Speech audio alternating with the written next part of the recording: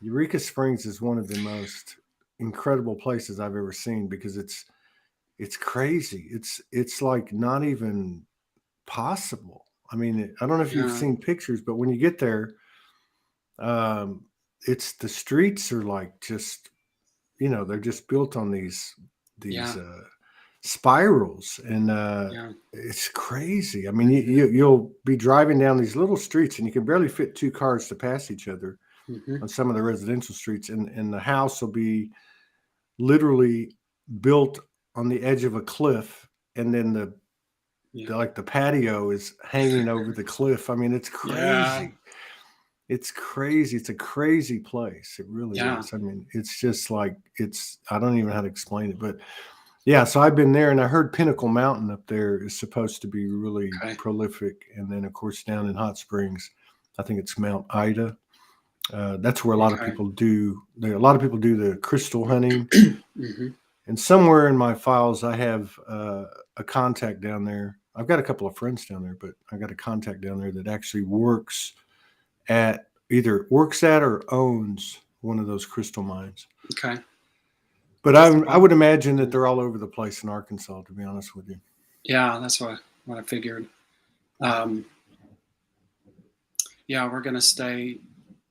The, well, the first week, I think we're on like a cow farm with Really? this big family. Um, they have a bunch of kids, and Was it like an Airbnb or what? yeah, yeah, Oh it's just this wow, little cabin on this little pond in this little valley, and there's this, wow. and I'm just can't wait. Yeah, And I've had then, some. and that's just a little south of Eureka Springs. Then we'll go up to Eureka Springs. Yeah, yeah, yeah. I've had some amazing experiences in Arkansas going back to 2016. 2016, I was Hmm. brought here to this little town.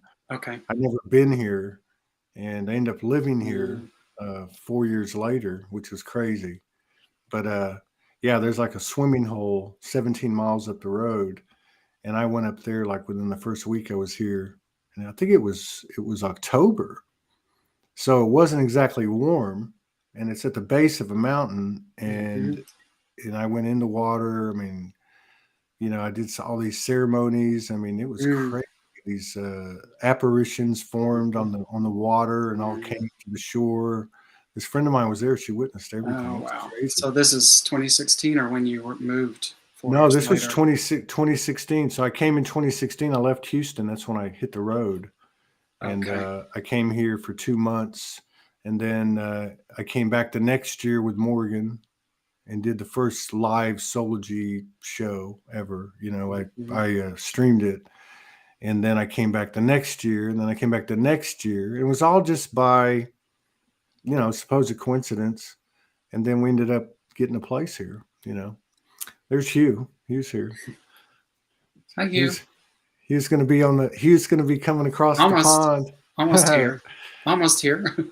So we had a really good time sitting down with both y'all. And but I mean, like on an individual basis, Mm, we did talk about your stories a little bit on an individual basis, but like yeah. maybe we can back up a little bit. If your connection is effed, you might want to go out and come back in and try that.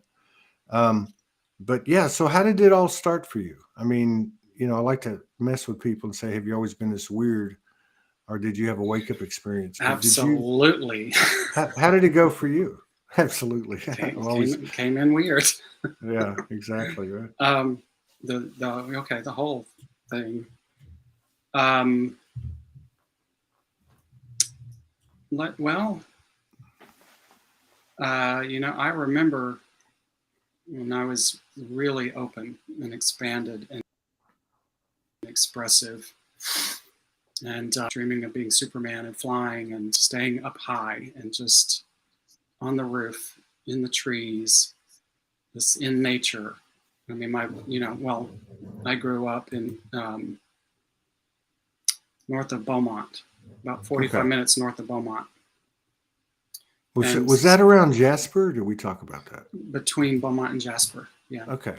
Okay. And so my grandfather had a farm, our little family farm. Um, that was passed down through his family. We had this old house.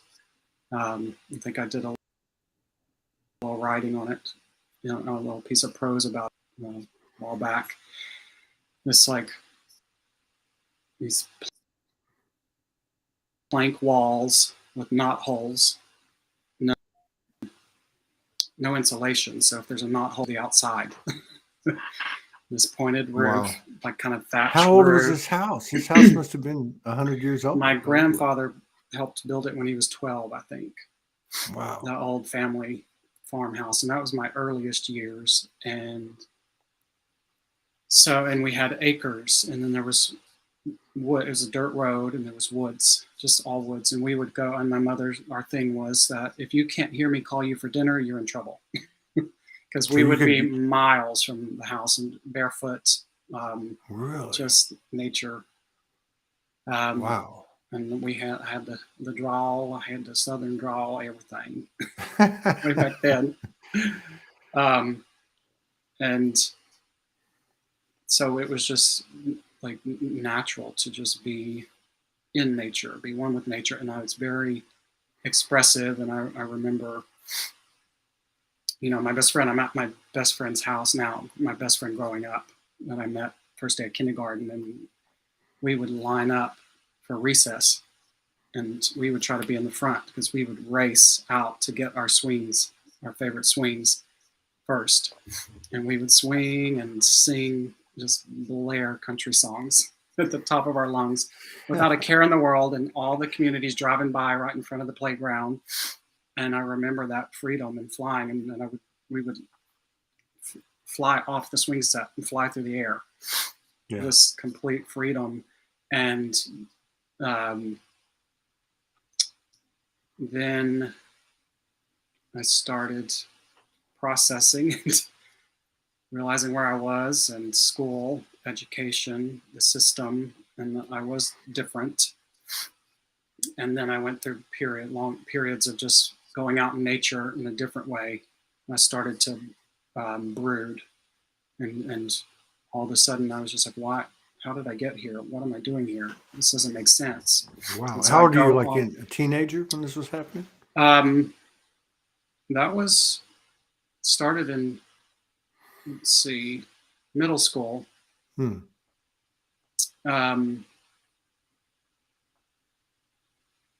Yeah, like 5th grade on. And puberty was really hard, really hard for me. I would just go out into the forest somewhere or sit on a fence post and just stare into the sky, and just was cloudy. Just what? I don't understand anything. What is going on here? How did I get here? Did you feel like a lot of people that you weren't from here?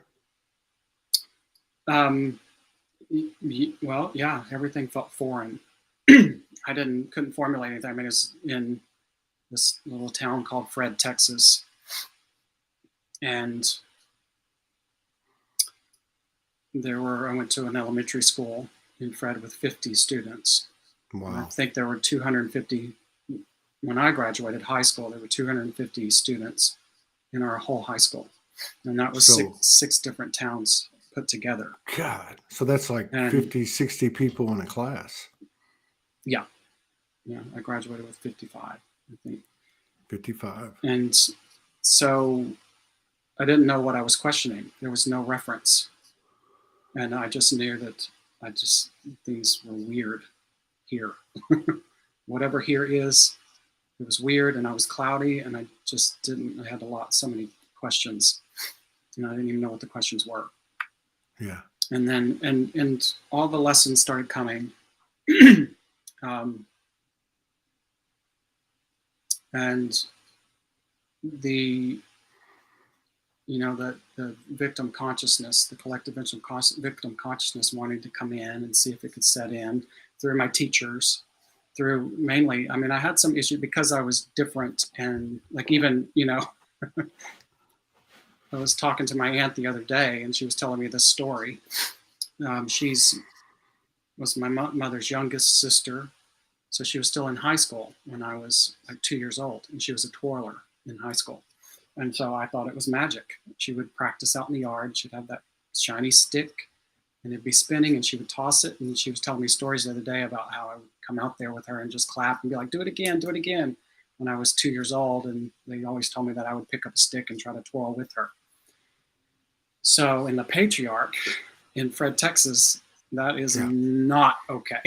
Yeah. So I know the messages that I started getting early on, and I didn't have as much. And then I was interested in dance and flashy things, and I would watch the cheerleaders instead of the football team. And I ended up in theater and in music, and then I tried out for cheerleader in middle school. I didn't want to, I was very programmed that was not okay, and I didn't want to go down that path. But my truth was like, no, you're going to do this. Getting out there. But I had to physically, I had so much energy inside, so much energy, so much passion. I didn't even know what to do with it. Sometimes I would, before I had an outlet like cheerleading and music, I would just leave the house and go into the woods and just be like, I've got to get my hands on something. I've got to create. And I would just be burning on the inside. Wow. And so that found outlets. Music was amazing. Music is so important to me. And then it just turned into performing arts, because I started music first when I was really young, and I was pretty good, very competitive at it.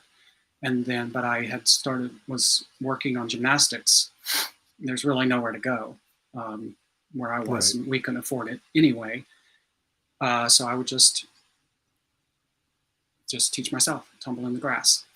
Wow. And use the trampoline. And I would mow the grass and leave the wild grass, an edge of the wild grass on the edge of our property. And that would be my crash pad. So I would tumble into the tall grass, any bigger skill that I was trying to work on, just to give my psyche a little feeling of comfort. For you to be out in the woods, this is the piney woods, for those of you who don't know. I went to school in Nacogdoches, and this is it's a wood. I mean, it's woods. I mean, it's the piney woods. Yeah. I mean, there's a lot of game out there. I mean, to spend all that time out there, and I would assume a lot of it was alone, you must have developed some type of something. Communion or comfortability with nature and with animals. Did you run into a lot of animals? Did you have any kind of develop any kind of affinity for certain parts of nature or anything? Trees. Yeah, I climbed every tree, always in the trees. Even the pine trees. I got in trouble once because my mother developed the film in her camera, and she could see the roofs of all of our houses because I had scaled one of those long needle pine trees. Right. I got up as high as I possibly could to where it would still hold me. So trees are very important, and I still love trees and farm animals. I love cows. I love chickens. I love goats. Wow. And I just love animals. My heart melts when I see a cow. Literally. How did, because I mean, Fred, Texas, I mean, I'm from Texas. I've been around East Texas a lot, and, Western Louisiana, of course, the border states of Texas up there in the east side of Texas. I don't even know where Fred is, and how does, what were your horizons growing up there? Like, could you see beyond Fred, Texas? Did you think you were going to go out into the world, or did you think you were going to be stuck there the rest of your life? And did you have a problem with it? Yeah, I got out as soon as I graduated. You did. I was gone. So, and I always had this saying. I said, the pine trees, a lot of it, you go northeast Texas, you start to get into some hills. Yeah. It's pretty flat, relatively flat in Fred, and that whole area. So you cannot see anything. It's all pine trees until they cut down some pine trees to make paper at the paper mills. You cannot see. You have to go up above the pine trees to see anything, and that was my kind of metaphor. It's like you can't see here. I was so that was my preface. Like I remember being so expressive, so expansive, just full of joy and just creativity and expressiveness. And there was no pausing between the feeling and the external expression. There was no questioning. And then that all ended, starting in around 4th, 5th grade. And then by the time I left high school, I was so traumatized, so deeply traumatized. Really? By the culture of East Texas? Yes. And, you know, I had this expressive nature. I was effeminate, and I couldn't help but be in the spot because I was the drum major as well as the cheerleader and the head cheerleader. Wow. And in theater. So I was in the public eye as much as possible. But I wasn't, of course, it was a very different time, and you have so much more mainstream. Like homosexuality is more mainstream. Right. And I was not out growing, but I didn't have to be because I was effeminate. Right. I did everything I could it affected me, and I did everything I could to show that. And then I have like a nervous tick. Well, a neurologist friend of mine told me that it's actually a nervous tick throughout my entire. So it's hard for me to be still. Like I feel these little electric impulses through my nervous system all the time, and so I have to be meditative, be in my Zen state, and use my breathing, relax a lot. And I ended up going into theater. My dance and my movement and my theater and everything helps with that. I trained myself to be still when I need to be. Where'd you go from high school? Where? Say that again. Like, where'd you go when you graduated high school? So I was very competitive in cheerleading. I actually had a music because I was first chair all state. What My instrument? junior and senior year, and then I was earlier in the nation when I graduated. So I went to Trinity Valley in Athens. Okay. And they're Dochas, I don't guess. No, And so Athens is not far at all. Yeah. So they had the top Division III cheerleading program in the nation. And they're actually now featured on this. There's a cheer show on Netflix now called Cheer, featured last season because they won the national championship again, I think for the 12th time. Little old East Texas. Yeah. And I was going to go into the music program as well. We had a connection to the school. My band director, we used to run the music camps in the summer. So I made the change and went to Trinity Valley. And then from there, I moved to Dallas. Okay. So I'm just curious, what instrument did you play? I played clarinet. Clarinet, okay. God, that's weird.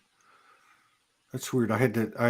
A couple of nights ago, I'm trying to find like these instrumentals. I would call them like a jazzy hip hop type of instrumental. There's so much music on the net now on Spotify, and I kept thinking, I know this is weird, and I was like, I wish I had like a clarinet one. So I'm searching clarinet, jazzy hip hop instrument. Yeah.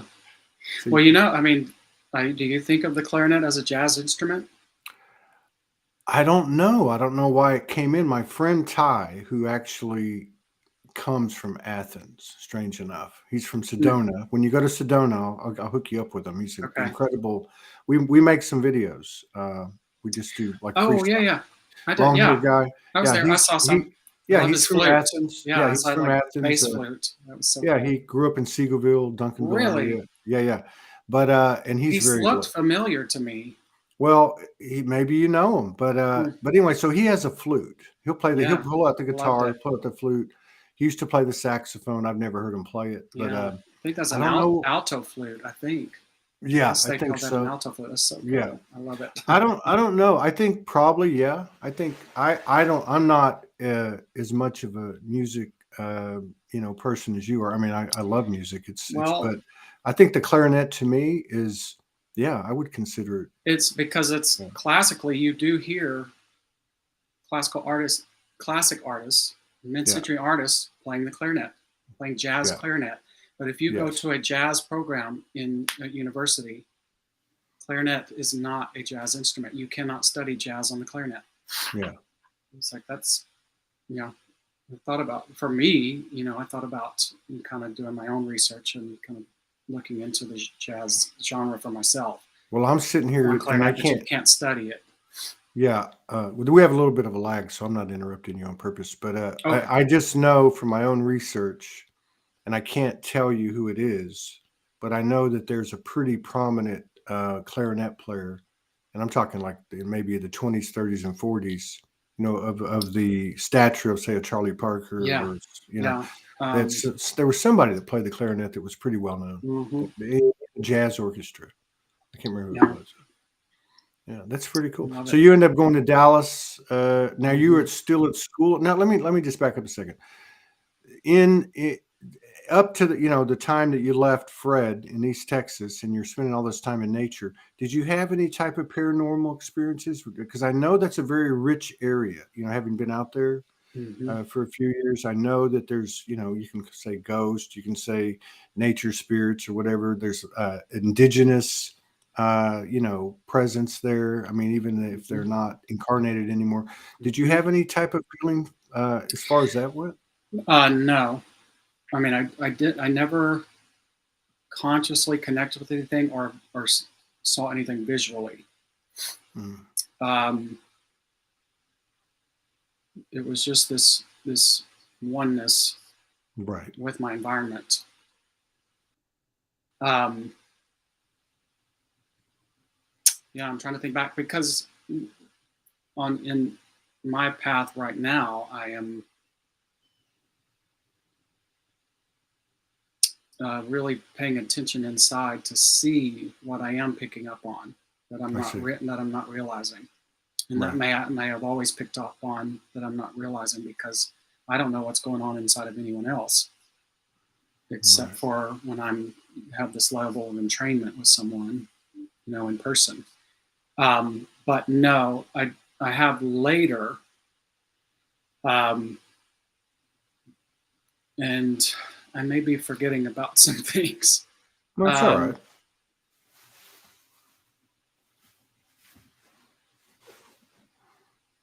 I did. I mean, I did have strange, interesting accidents. I did have several.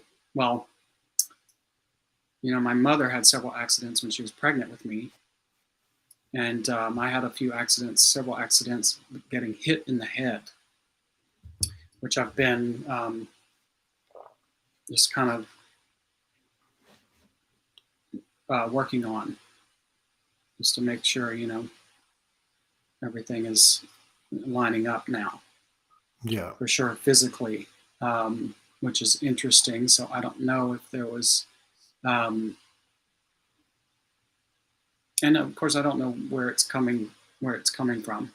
If this Yeah. is past life things, or if there were things around. My dad was very reckless when I was young. I mean, my parents divorced when I was 9, but he was, in my younger years, he was quite reckless, which contributed to some of my injuries. Right. But we were, we were adventurous, and but I know that my first direct lucid moment out of the cloudiness was when I was 18. I just stopped one day. I was sitting outside by myself, and I was looking up through this tree, looking at the leaves, looking at the sky, and I just had this stopped, and I had this lucid moment, and I just said, there has to be more to life than this. Life in Fred, and then having years of kind of succumbing, like forgetting, forgetting and feeling like I had to deal with the immediate situation. I just looked around and was like, no, this is not it. There has to be more to life than this, which I've kind of changed now. I've kind of flipped the script. Now I like to say there has to be less to less. Simple. It's just simple. Bring it. Eric Peterson, our brother from Florida, he said Benny Goodman was a clarinet player. Oh yeah, yes, that's it. Pete Fountains is another one. It's funny you said that about the head thing. Yeah, I used to worry because I remember I was playing football in junior high and I got knocked out, and then I got knocked out I got jumped when I was like 18. I got knocked out, and then I got in a car wreck and I got knocked out. And so I didn't give it a lot of thought. I thought, wow, you got to be careful. You don't want to be getting hit on the head too much. But right before I reawoke, I went to a concert. It was a, what do you call it? Like a prog rock concert. It was like a European band, real heavy metal type. The person I went with really wanted to go. So I was like, all right. But it was one of those concerts where they put like a chain link fence up. And so I'm at the chain link fence and my friend is in front of me.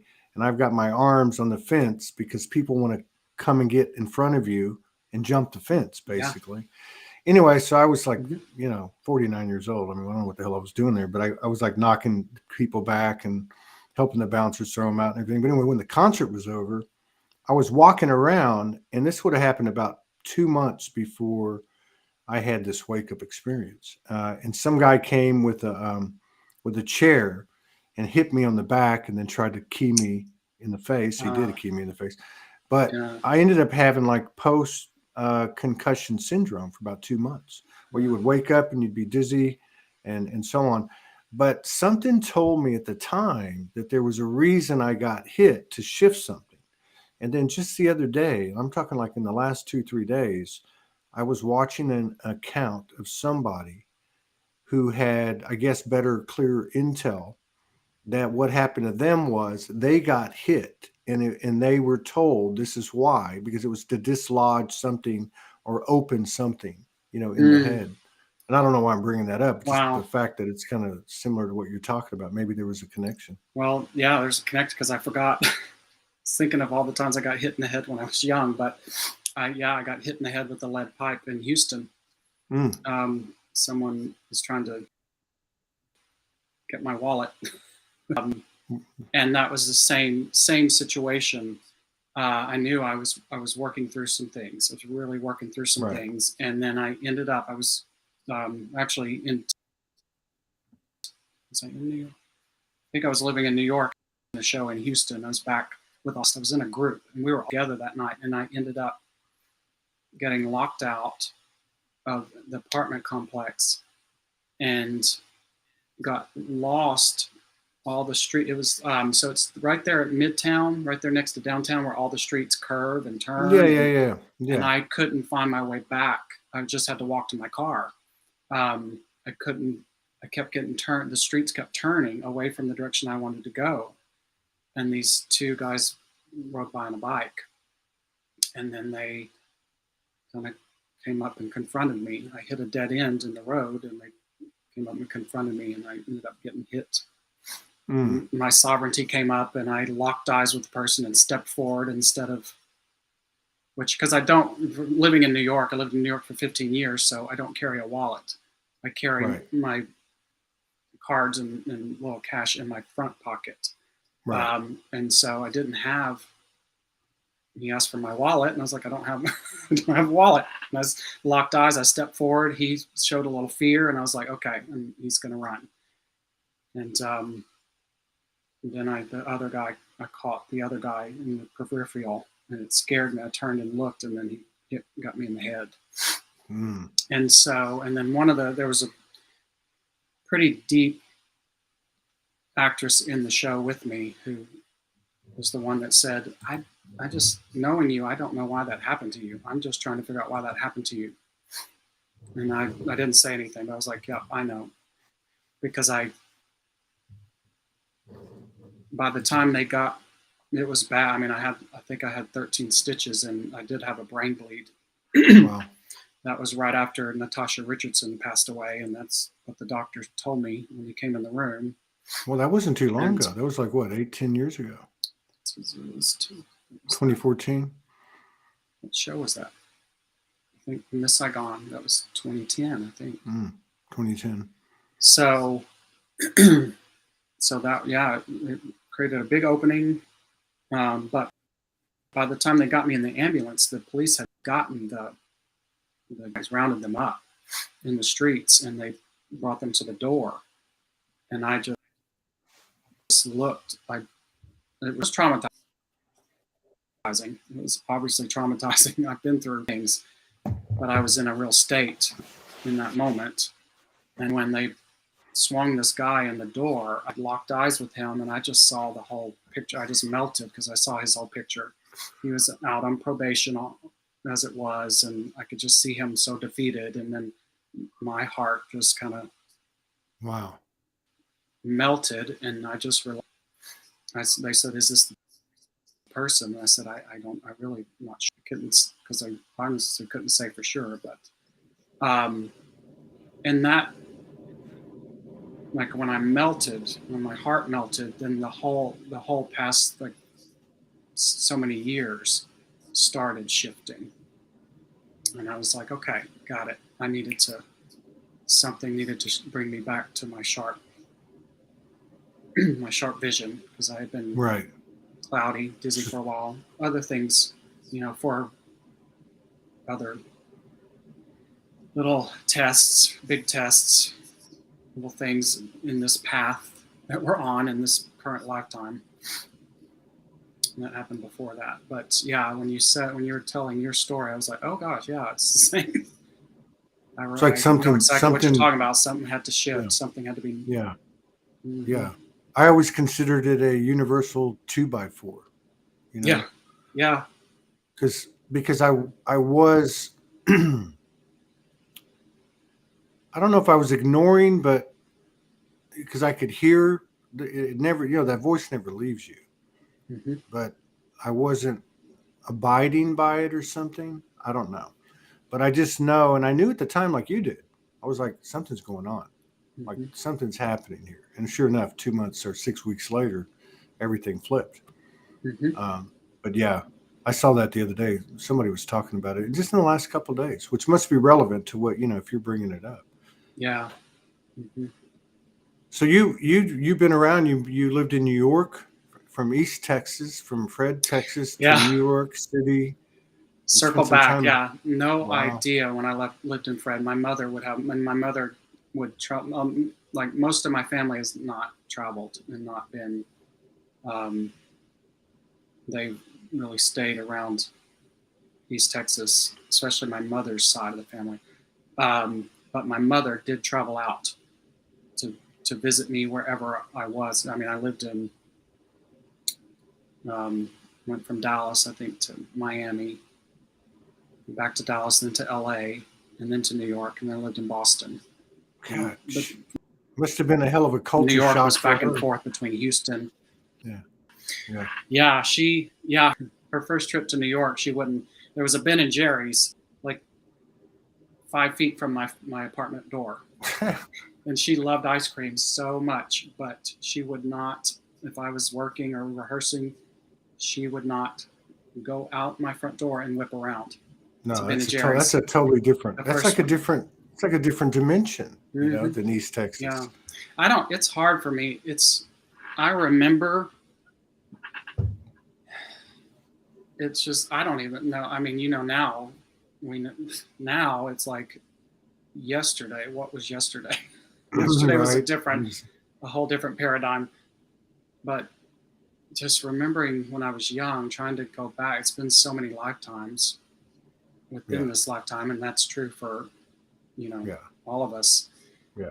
But it's hard to take, and when I work with, I have to really get conscious when I work with young people, when I teach, because it is hard for me to go back.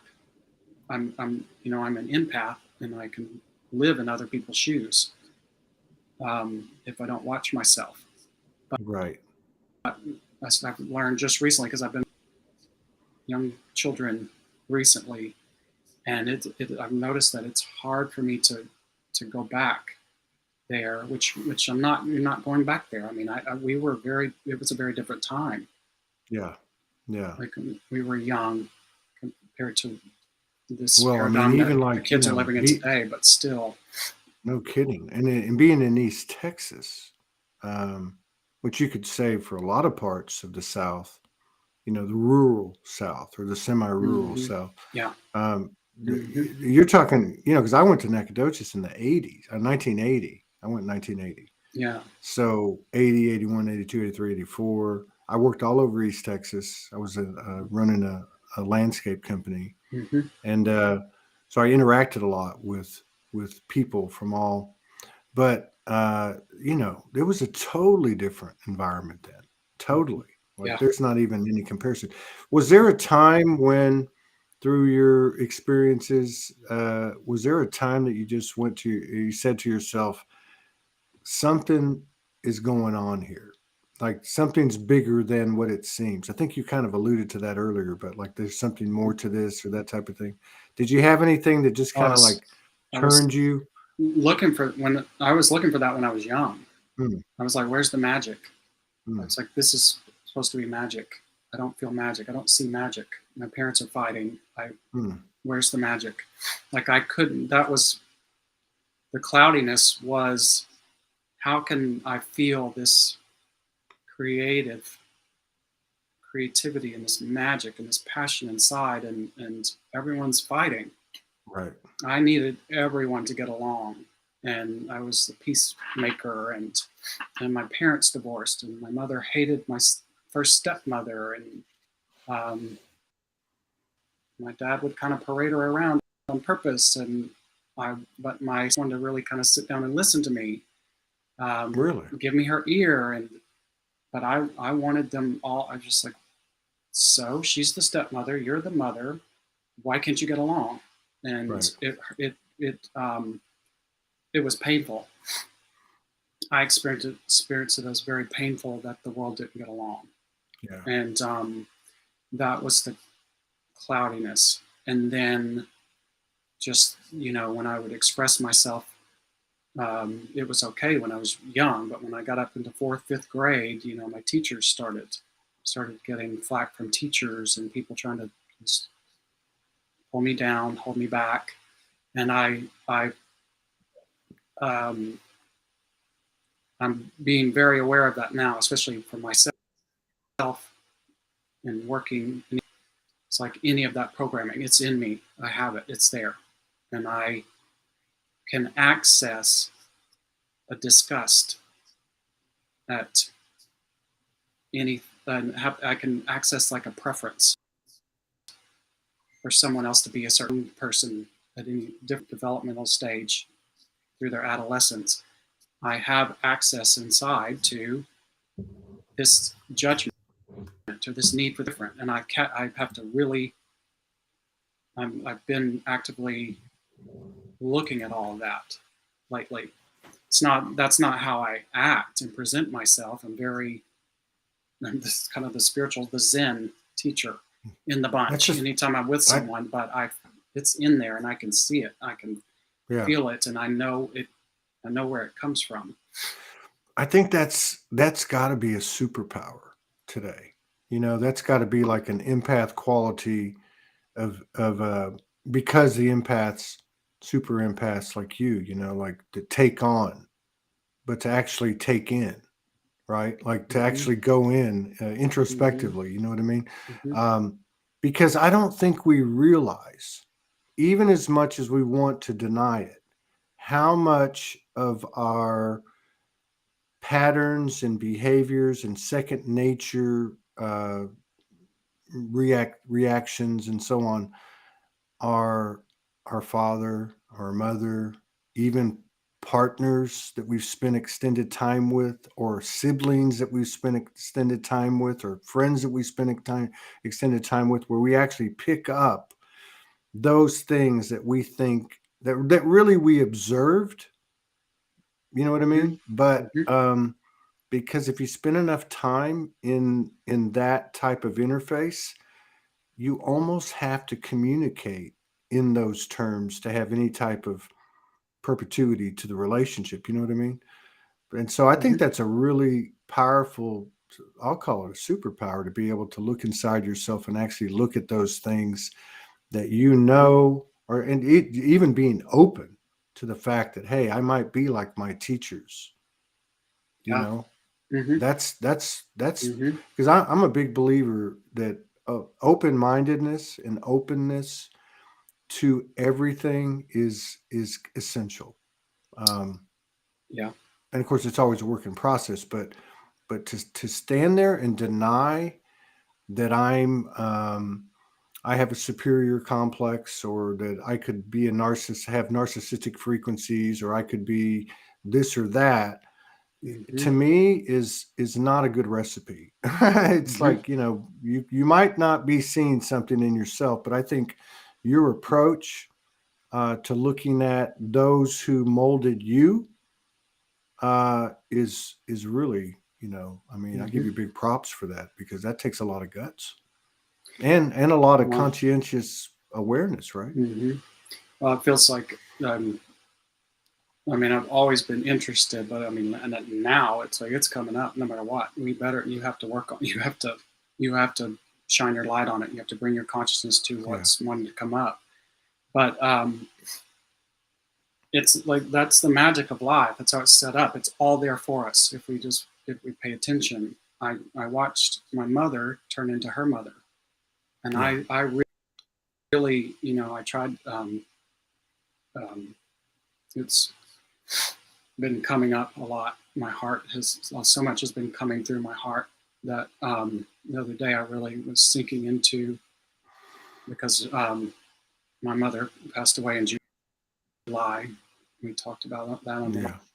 And I really got in touch with, the other day, I got in touch with this place where I'm just harboring this need to help my mother, the need to help my mother, to need to heal my mother. I studied her life about as much as I studied my own, and what she went through as a child, and I felt connected to that too, and it was like being an animal in a cage, being prodded, being poked from the outside, stuck in a cage or something. That's how I pictured my mother, and I had situations like that too. And what it did to her, watching through all of the stages in her life that I was aware of,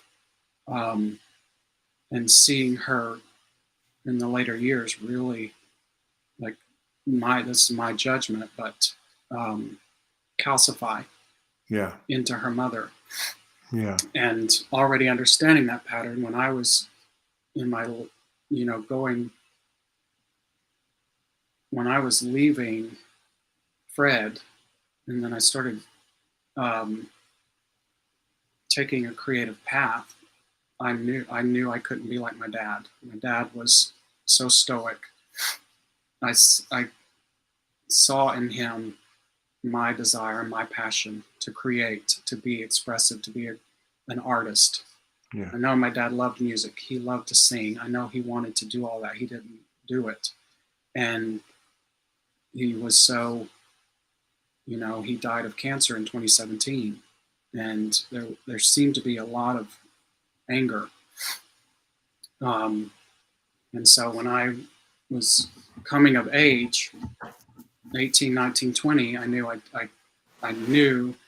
I didn't want to carry that on. And that's one of the things that led me more deeply into my performing arts. And I actually started acting school after I left Trinity Valley.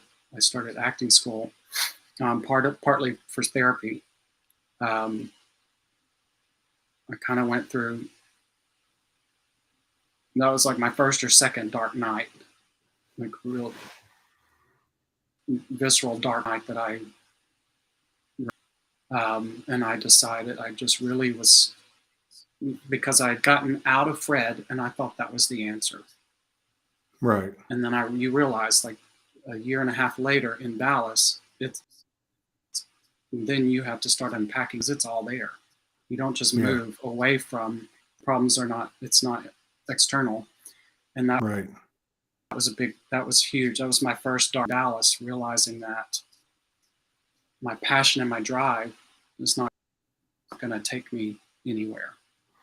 I still had all the trauma, and it was, no matter how exciting it was to be free, because I went through my coming of age and was free and could express myself. And there's a gay community in Dallas, and I experienced life for the first time.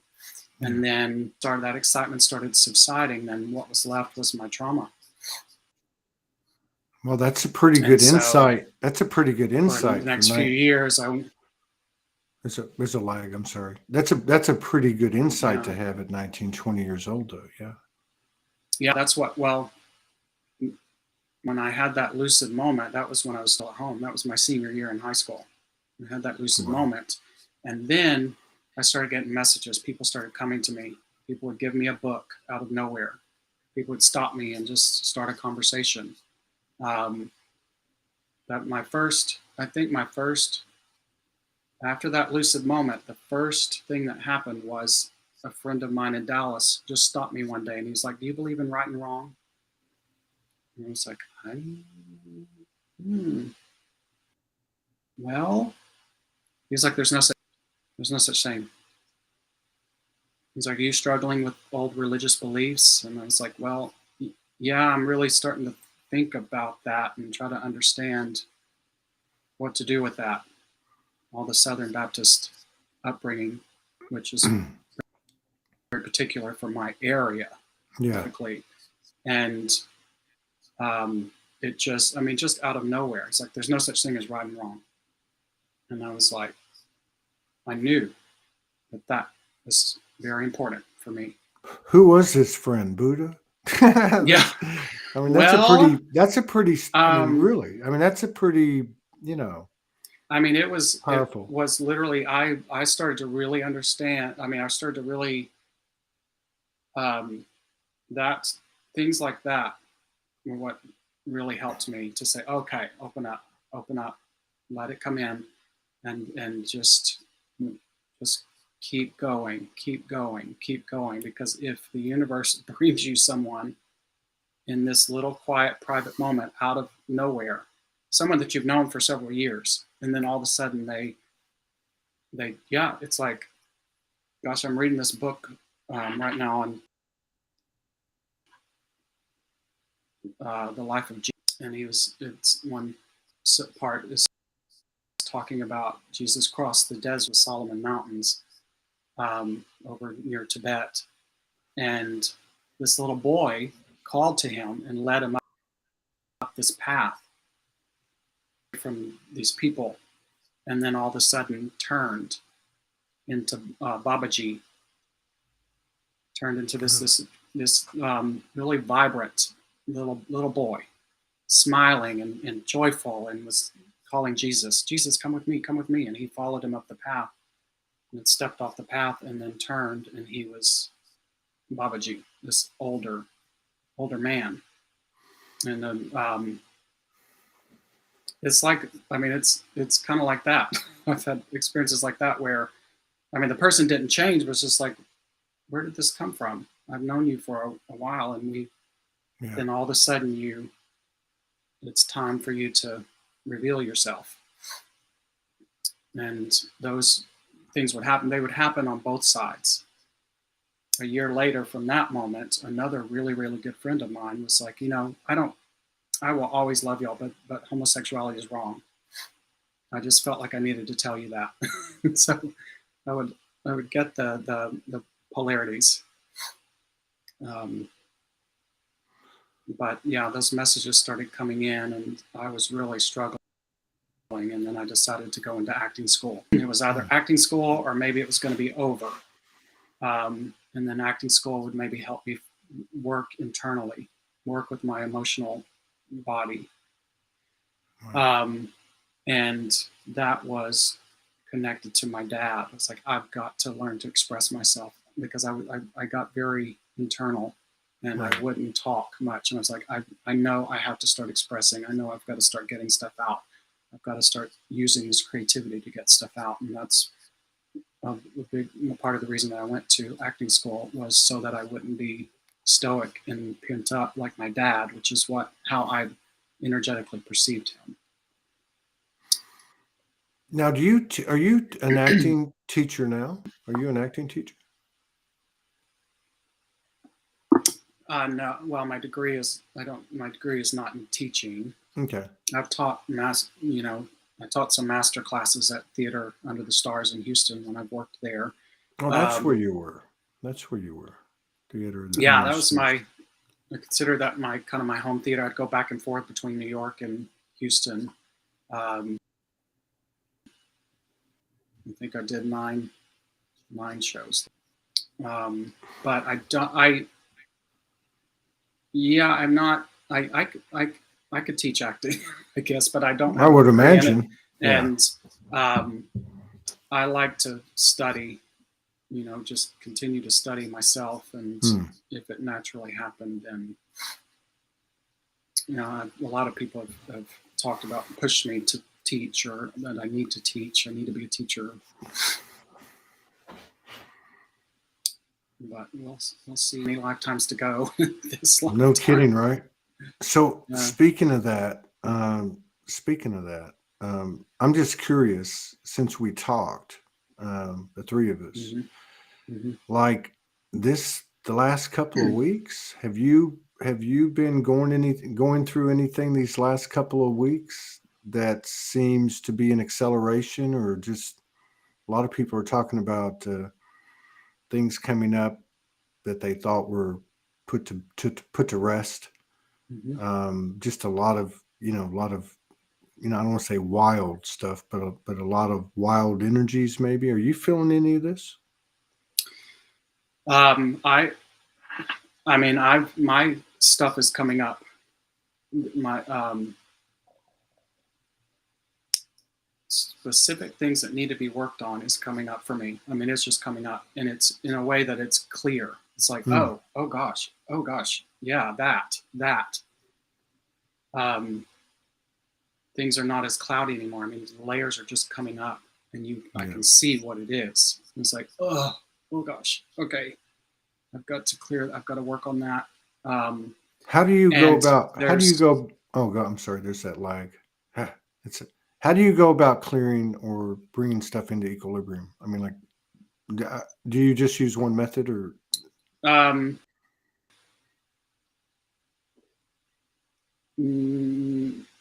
No, but my base is, I'm very somatic. Okay.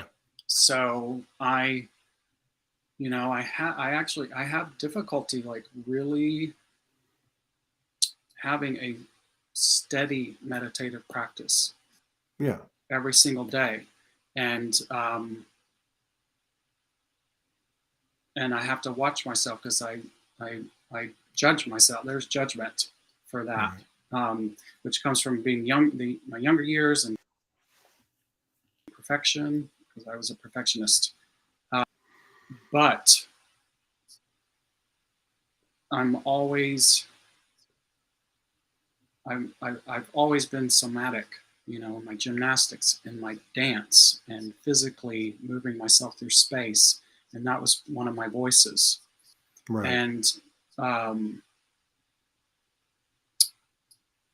I can feel coming up in my body, my being. I do need to be still for that. I need to sit and be still for times and breathe. But it's like a Vipassana. I see it as kind of like a Vipassana technique, which I didn't know what that was, but I did a 10-day silent retreat, Vipassana retreat, and it's a technique of sensing sensations in your body. Right. Everything is internal, and when things come up, if you relax and you allow things to come up, they have a sensation. And so in a Right. Vipassana retreat, they teach you to sense. And it was agonizing for like 6 days until I realized what the point, because they don't tell you. We were just sitting there sensing like the tip of your nose, and then a little bit for a day or two, and then just a little bit further around your lips for a day or two, and then more into your head. And it was just agonizing for me. And then finally I realized that, oh, we're sensing. I was like, oh, okay. And then I realized I don't have that ability to go inside and feel organs and feel their muscles and feel G and all of that. That's something that some people have to develop. And I think I have that really developed. So my home base is to go inside and relax and feel the sensations. Especially when something is up or something's coming up, or I just feel off or whatever, I go inside, I relax, and I try to let it come up and form a. I can find where it is in the body. I get the feeling, I get shapes, I see pictures. I mean, it can be anywhere from a blob to a square, a shape. Sometimes I see like, it's like a spaceship. It's like a craft flying through my being, or like a cathedral spire. I've seen all kinds of things. Through my body, if I relax. This lag is tough. Yeah, go ahead. No, I love this because, or a couple of things real quick, and then please continue. But one, I'm hearing more and more people express one way or the other that basically resolution or it's being rectified or equalized or whatever you want to call it through little or no verbalization and little or no understanding of exactly what the hell it was, in terms of, oh, this happened to you when you were 6 years old, or whatever that the awareness obviously begins the process, the allowance and acceptance kind of lets it flow, and then, and like in your case, it then begins to express itself through a sensation to the body. And does it end there, or does it go on for explanation, or does it kind of like dissipate from that point? Well, it's just whatever it is. Well, because the other side of it is to just observe, just to be in observance, and not attached to it, not and some, it's I have gotten entire playbacks from like when I was a child, or this is from your dad, this is from whatever. I've gotten the entire story as it's come up before. Sometimes it's just a sensation, it's just a feeling, and then an emotion kind of comes in, and then I'm just watching it, like I do the best I can to just observe, just be the observer.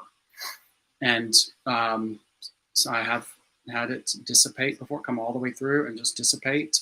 And then I've had it to where it doesn't dissipate, or an issue that's there for a while, and then you'll come back sometime it'll come up again, and it'll be the same thing, the same shape in the same place, and I just keep saying, I see you, I see you, yeah, I see you, I see you. So it's like the inner child work. When like you same thing, relax, and you say, I love you, I'm here for you. If you would like to come up and speak, you're completely safe. And the same way, sometimes I've had I get these words in my head, these thoughts come that like I'm scared, this is grief, this is pride, this is whatever. And or I have my inner child will sometimes show me, or also bring up something from the past. And so it's like everything. It's like an all skate, and just let it. It's doing what it's doing. So, I mean, I like this because, I think that's at least some of the stuff I'm observing, some I'm experiencing myself, but I'm understanding. And this is just my own kind of translation or explanation. And then I'll kind of connect it to what I'm picking up from you. Mm-hmm. Is that our superpower and our uniqueness in this form is the emotions. And the emotions get trapped because the event that creates the emotions isn't just observed, accepted, allowed, and then you move on to the next one. It's actually stored, I guess, in the body.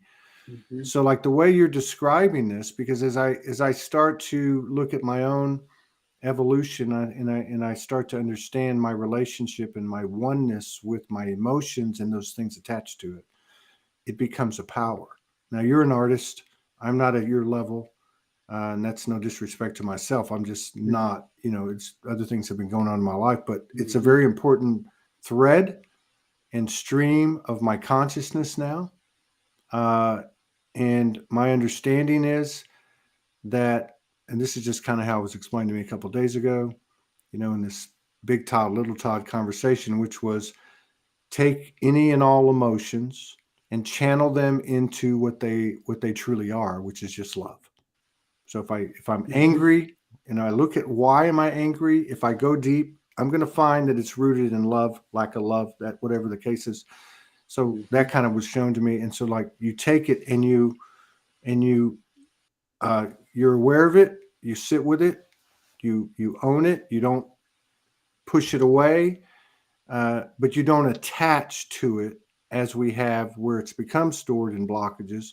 And then there Mm-hmm. just becomes a flow. And so now it becomes kind of an organic, you can just picture like a toroidal field, like it just becomes an organic thing where you can constantly birth creativity. Mm-hmm. Now, listening to you, uh, it sounds like the physical mechanics of what I've been seeing the last two, and this is literally the last 2, 3, 5 days, right? Now it's been Mm-hmm. building, but then it's really become clearer. And like what you're saying, like for instance, it may hang around for a few days and you don't judge it. And you don't, you just say, hey, how's it going? I see you're still around today. We'll have a coffee this like we did yesterday, so it's not like this alienation or separation. I think that's the key word, separation, because so much Mm-hmm. of these traumas, whether we were the victim or the perpetrator or it was ancestral, they hang on because, and it's crazy. And this is just my own for myself. Like I'm hanging on to this stuff, yet I don't think they're me. It's weird. There's like this inverse relationship.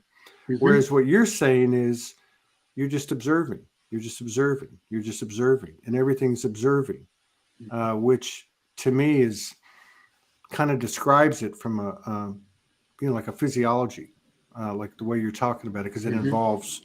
it involves more than just the eyes. You know what I mean? You know what I mean? Mm-hmm. It's the body in oneness with you, I guess is the way I'd put it. So Yeah, and that, because it's, I have period. That's just one aspect. Um, because I have had periods where I kind of step back. Yeah. And I'm like, am I fixated? Am I getting fixated? Because the way we perceive the physical body is one thing. But then we have all of our other bodies. Right. And our expanded being, which I don't know. I mean, I really don't know what I'm talking about. I don't know anything, but I balance it like that. That's my tendency and my base that I come to whenever something is coming up. It's just in my experience, it's very physical. I feel things Right. coming through my body a lot. I haven't been able. It's difficult to discern And this is one of the things I'm being aware of, especially now, as to what is mine and what's not mine. Especially in this last few months that I've been in East Texas with my family, and all of our dynamics are changing and shifting. This has been very pertinent for me as to what is mine and what is not mine. Right. And if we are this concept of how some people are clearing for the collective. Right. And yeah, because I worked with a practitioner recently that said, you know, the empath is the worst thing to be. That's the worst thing, the least sovereign thing to be, which was interesting. It was a really great perspective, interesting perspective. Interesting perspective. Yeah. But I have had these periods where I was like, okay, fixation on the body, fixation on the physical body. This is fixation on the physical body, it seems. And then I just expand out of my thinking to say, okay, I am finding a location for something that seems to be somewhere in my being, yet I'm actually connected to everything. Right. There is a relation between my bodies and everything else and the nature all around me. And so I balance it with, and I open myself with that. You know, I just allow myself to expand out of that fixation sometimes. Right. On just what's going on in the physical body, what's going on in the physical body. Because I have had, you know, I've been, that's kind of been my home base for a while, just going in and sensing because of so much going on in my being. And I have steadily felt, you know, I'm different. Not the same, didn't seem like the same person that I was. Yeah. Which the everything is shifting continually. And so my way of thinking is shifting. The way that I perceive things, the way that I interface with even my own tools. Right. You know, I think everything right now is everything. I mean, I feel in a big way that I'm just being kind of gutted from the inside out. That's a good description. Everything is changing. That's a really good description, the way you're talking about this. You know, with the being gutted from the inside out. And I think there's a you know, like a perception that everything goes. And I don't think it's everything goes, but those things that are part of the everything that are not real, or that are, say, rooted in duality or illusion, go. Because you know, there's one thing that I can just speak for myself, that, and this is, you know, been going on for about 10 years, 11 years, and it's not been an immediate thing. I don't think there's ever just you flip a switch and it's done thing, and that is, you don't really lose anything. You know, there's nothing to lose because it's all, but you know what I mean? But there are parts of us, and it's kind of tricky because there's parts of us that we have to let go of. But in order to let go of them, you have to own them, right? I mean, it's weird. I'm not such and such, but if I look at my life, there were times I was exhibiting the frequencies of such and such. I don't want to be such and such, but I have to be because I am. I'm everything, right? So it's a really weird place, but I like the way you said that. Yeah. And that everything, and then to be put into a situation. And I might have a little more insight than some of the people here because I spent time in East Texas. Or if you've been in the old South, in these rural or semi-rural environments, such in Louisiana, Arkansas, Mississippi, there is a almost like there's certainly the bigger, um, I guess, a deeper imprint of the patriarchal, number one.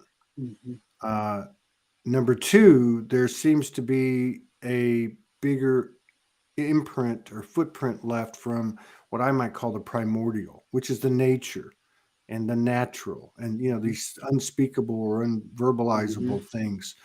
But for you to go from there up till 18 years old, go through this life path, and you're in Boston, Miami, New York City, 15 years, Houston. Uh, like many of us, have a relationship here, now you've met someone who's speaking the same language and Mm-hmm. carrying the same frequency, and congratulations, you guys are hooking up tomorrow.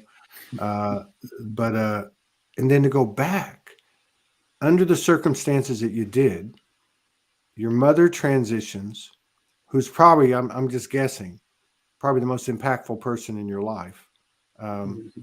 regardless of the storylines, and to actually be in this energetic field, in that place, with all these people that you knew then and know now. Like, could you, I mean, yeah, I know the impact that it must have had on yourself, but could you see changes in people? Could you see any evidence of the present energies that have hit this earth and the changes that have hit this earth? Could you see the impact on these immediate family members? Yes. Yeah. I mean, there's so much has shifted. I can see. Um, I don't know. We get back into this whole idea that I don't really know anything, but I can. Right. I have things to talk about. I can talk and understand some of the judgments. Um, I feel like I can see, because it's same thing, like with my mother, all those years of seeing her life, seeing her, interacting with her, seeing her in her stages, and her behavior, her personality, her identity, and how that expressed itself. So I feel like I can see some things that people are not. I can see some of the things that people aren't looking at. They don't want to see. Right. Some people want to see me. I'm not physically there all the time. They want to see me. Right. And I can see the things that they are stuffing, kind of not at a place to look at right now. For instance, that they want to look at me. Right. And there's been a lot of trauma in the family recently, and Yeah. me being home, which I talked to Hugh about it, how kind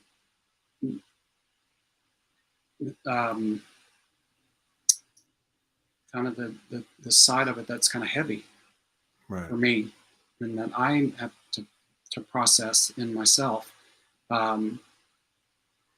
because why is it heavy? Why does it have to be heavy for me? That tells me where I'm at.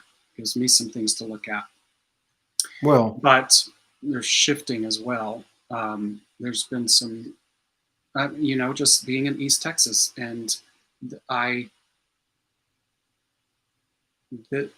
the bringing my partner into East Texas, and him being able to be at the entire family function and be wow. embraced by everyone. Really? It's a massive That's huge. shift. You couldn't have done that 20 years ago, I don't think. Certainly couldn't have done it 40 years ago. No. There's no way in hell. Let me ask you something. And I really appreciate how deep both of you go. Actually, I'm looking forward to meeting you guys in Arkansas when you pass through. Um, how do you? We all have our, let's just say, antagonistic energies. Doesn't mean they don't love us. I'm just saying, and the typical ones are the mother and the father, right?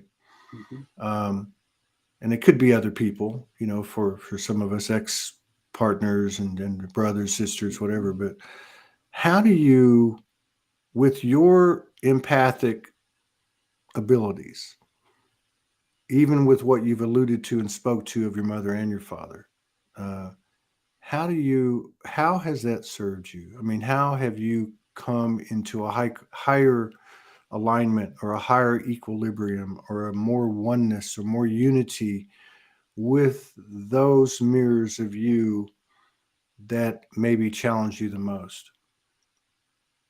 Or have they been able to assist you to do that? Well, yes. I mean, this just, it's so, um, it's in, I mean, it's like in your DNA, your Yeah. parents. It's so deep to to separate. Like the hurt was deep, and so does the joy. Like one of the things that I really have met, familiarity breeds contempt. So really have felt like the understanding of that has come in, and I've seen it closest with that how that could hurt the most. Yeah. Um, Wow, that's and a deep phrase to meditate on, right? I mean, like we often think about. I mean, I'm just sitting here thinking about that and going,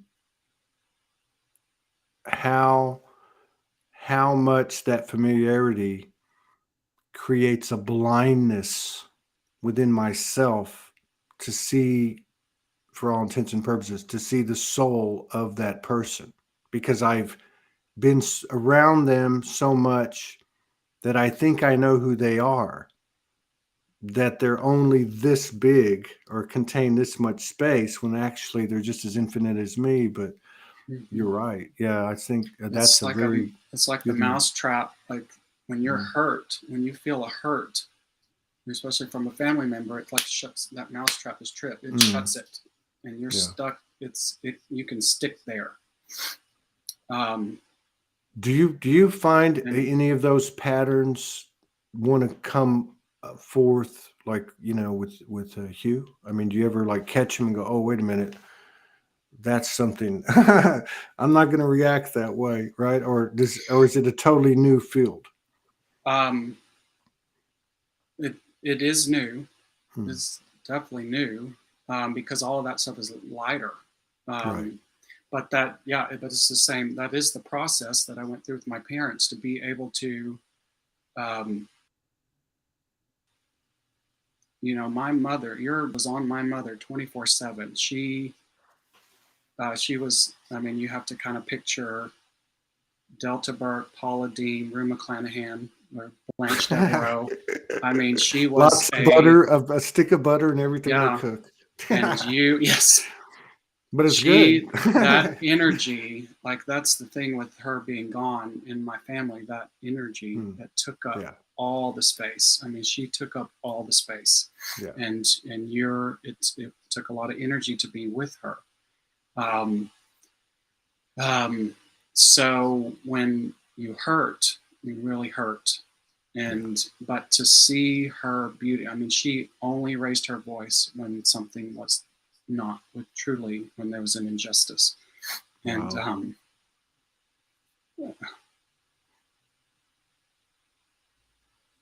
and I learned that because I have been judged. My national tour came through just miles from my home one time, and my mother welcomed everyone into the home. The whole cast from New York, and had a whole spread.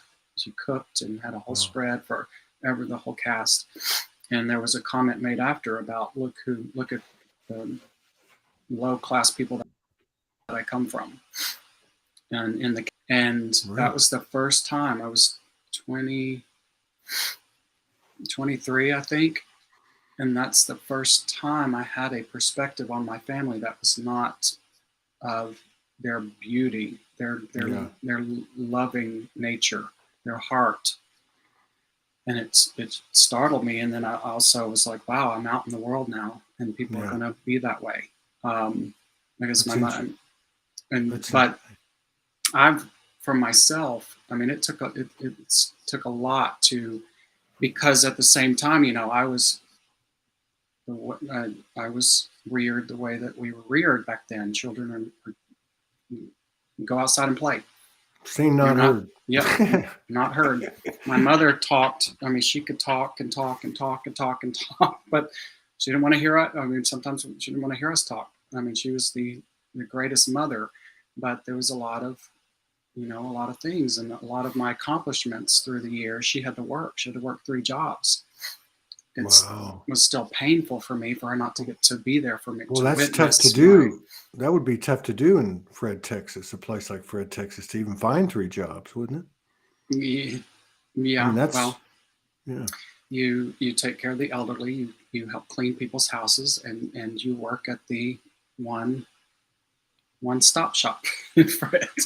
So it was like the center. She was the center of the community. Well, that says a lot about her, who she is. Yeah. So the beauty, even with my dad,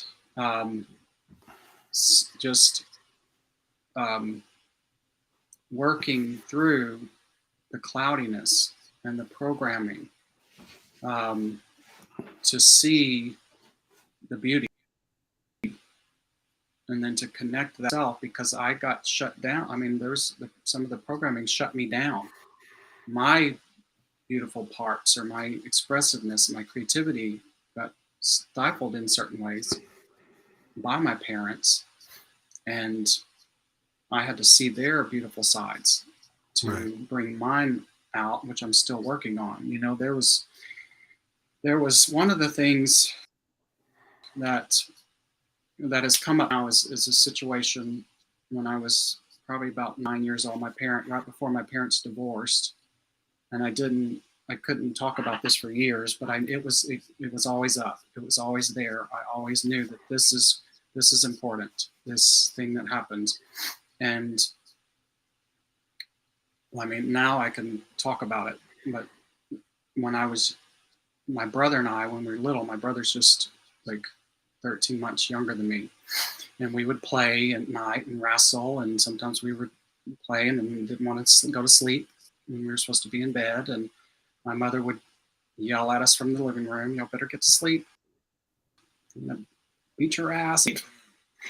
And one night, my brother, we were wrestling, and he was like biting me, and it was tickling, and we were just playing or whatever. But it's actually gave me hickey marks, and so my mother and my dad turned it into a sexual thing, which I understand. This is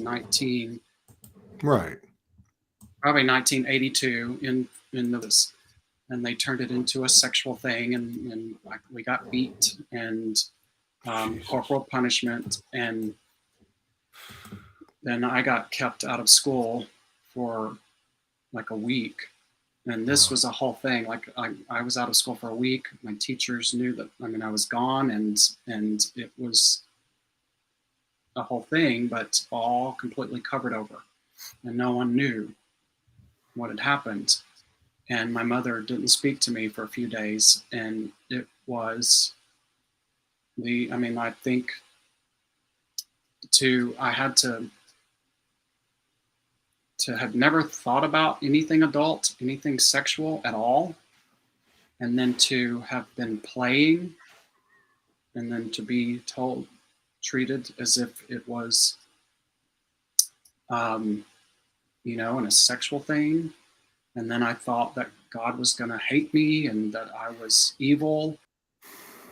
It took me on this whole, because the next morning, my mother got my brother, and they left. My dad left for work. My mother left for work. My brother's gone to school, and the house was completely quiet. Jesus Christ! And I got up and went to the living room, and I just sat there, and I know my inner child. That's the moment my inner child just took off and hid somewhere, and never. I think I'm still actually coaxing, because I couldn't handle that trauma of being adult situation. And being singled out. There's so much there what you said. I mean, like first of all, I just want to say the best takeaway I got from talking to you today is you just said it a minute ago, but so we often think of our unity consciousness expanding when we find a greater self-love for ourselves first. But I Mhm. like what you said about seeing your mother and your father, or whoever it may be, in that light that they are, that then transfers, maybe simultaneously to your own greater self-worth or higher love quotient for Mhm. yourself. But then Yeah. also, what you're talking about now, um, I mean, that's like, I can just feel the trauma that you had and still have, um, being singled out. Like, why you, not your brother? And then like also, I can feel like how you must have gone, wow, I wonder where they were coming from. Like what was Mhm. misaligning their perception to then project upon me their own pain. Mhm. Because, I don't care if you're in East Texas or if you're in New York City or you're in Montrose or you're in anywhere in the world, Houston, the Montrose neighborhood, doesn't matter. You're going to see the same thing everywhere you go. If you look, Mm. it's Yeah. there, Yep. and I don't care if it's Abs- extreme this, extreme, you know what I mean? Because you've been yeah. around. I've seen it. So, That is true. yeah, yeah, I've seen some of that, you know, I've seen some of that around. And, yeah, man, talking to you guys is deep. I'm going to have to get my scuba gear. You guys are going to be that. So they're going to be passing through here next week. Hugh's coming in. I'd love to talk to you longer. We got another 2 shows to do. Oh yeah. Um, but yeah, Hugh's landing tomorrow in Dallas. You're already in Dallas. I'm really happy for you guys. I'm really happy that you're physically reuniting. That's a tremendous thing. It really is. I Yeah. I really I really know what that means. So Yeah. I'm happy for you. You guys come by. I'm right on I-40. I'm a mile and a half down off the highway, so it's not a big deal. Even if you just want to pass through and have a bite, Yeah. visit for a while, and just have a chat or whatever. But yeah, certainly hit me up. And I know some people around Arkansas. You guys Okay. are going to be here a couple of weeks in the state, and maybe I can connect you to some people. But I really love spending time with both of you, and I have a lot of respect for you both. And I think you're very brave, both very beautiful. And I look forward to future collaborations. I look forward to seeing you next week. All right. Thank you so much. Thank you for being so open. It's been great. And it takes a lot of guts, and I really appreciate it. Yeah. It's somebody was in tears a while ago because you triggered something Oh, in a yeah. good way. So that's what it's all about. Yeah. All right, brother. It's, I'll all see right. you Thank Wednesday and talk you. to you before then. Yeah, Yeah. you take I'll let care. you know. And yeah, right on. We'll be back in what is it now? I can barely think today. The 29 minutes with Scott Ware, our buddy from Radiance Magazine, and we'll talk to you later, Rob and Hugh, All right. this coming week. All right, take care.